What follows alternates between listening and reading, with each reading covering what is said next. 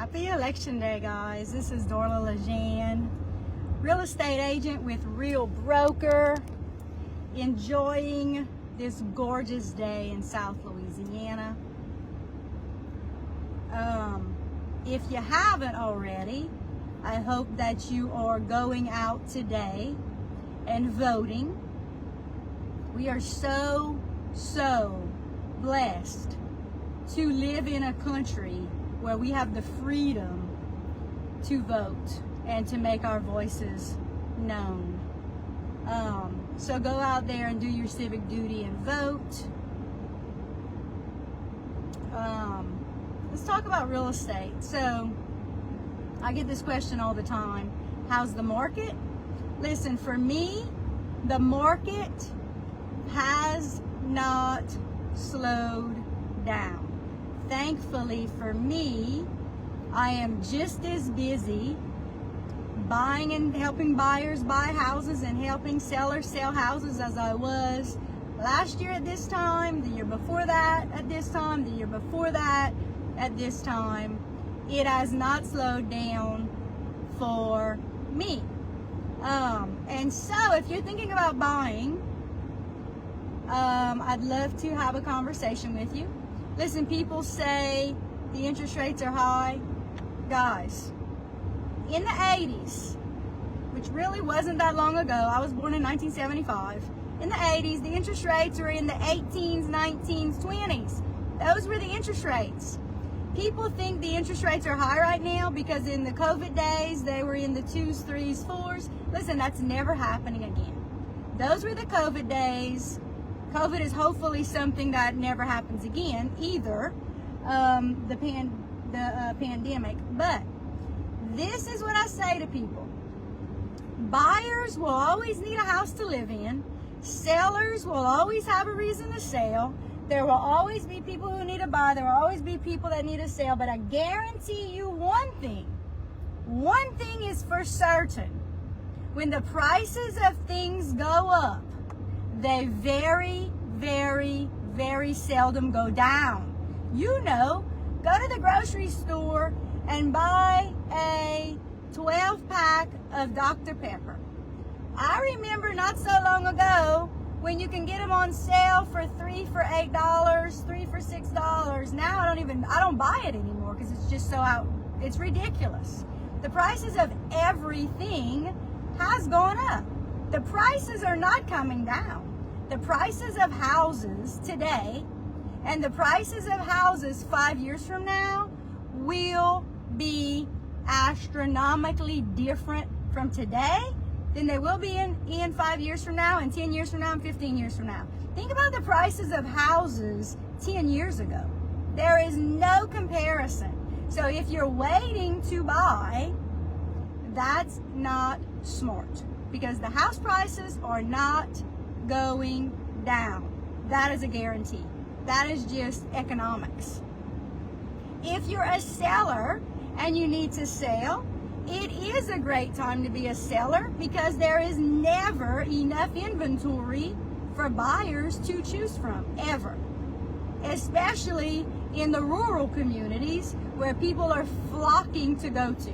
People are always looking for a house on 1 acre, 2 acres, 3 acres, and then there's those people who are looking for a house on 10 or more acres. People are always looking to move to the country.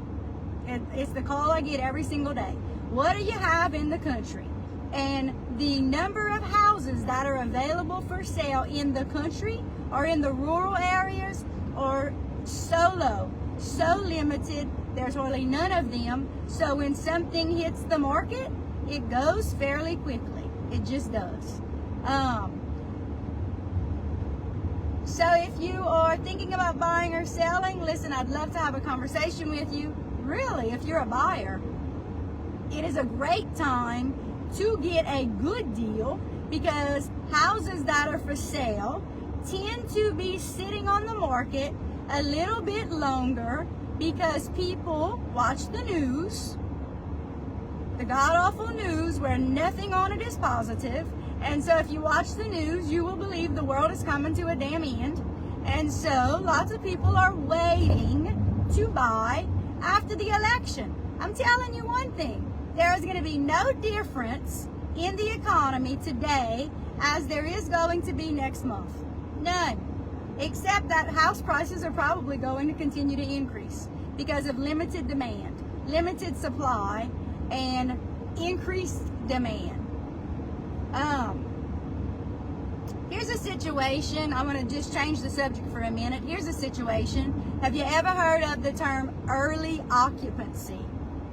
So here's a situation that I'm working on right now, and we're trying to come up with a solution to this issue. Early occupancy means that there's some reason that the seller is having a problem selling their home. And this happens quite often when it's an inherited home and there are multiple sellers. It seems like every single time we have a deal where I'm either representing the sellers or I'm representing the buyers, there is someone that has something on their credit. So if you're a seller, think about this for a minute. If you have any of these situations and you're thinking about selling, you need to work on getting this resolved.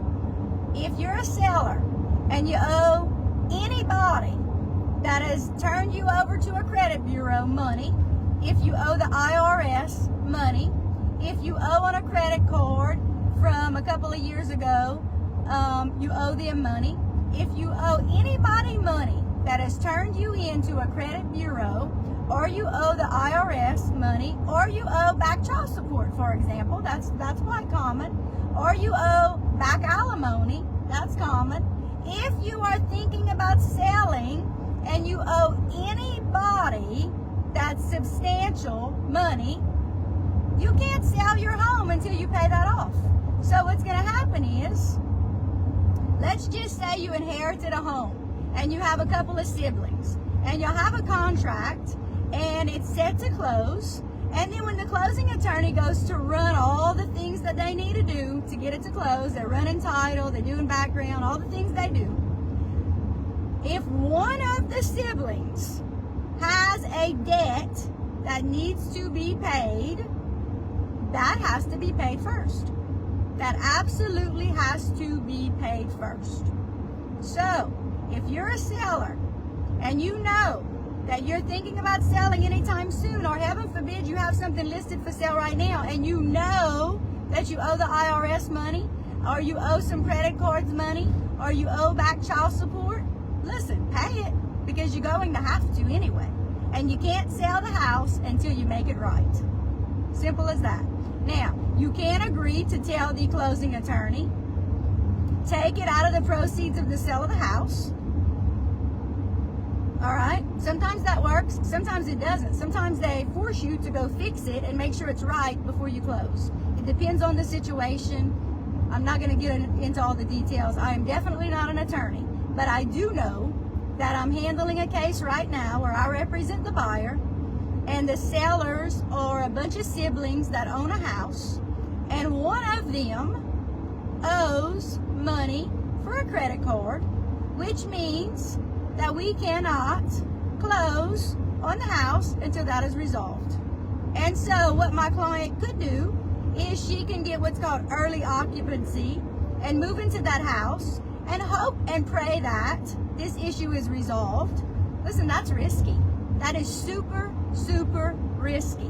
Now, it's up to the buyer to decide if they want to take that risk or not. It's risky not for the sellers, right? Because if you do early occupancy, usually the buyer's paying rent to the sellers when they live in the house.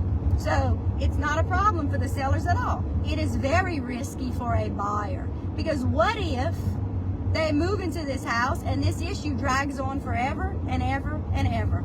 It could. It absolutely could. So that's just my beef for today. If you're a seller and you have a lot of debt that you need to pay off that will affect the closing of the house, get it done. Just get it done. Listen, go out and vote today. If you haven't voted yet, make your voice known. If you have any questions, real estate related. Remember, there are no stupid questions. I got into real estate 5.5 years ago, and I guarantee you 99% of what I know today, I did not know before I got into real estate. The only way you're going to learn is if you ask the questions. Y'all have a great day, and reach out if there's ever anything I can do to help you, either as a seller or a buyer. I get this question all the time. Can you sell in, and they name a town in Louisiana.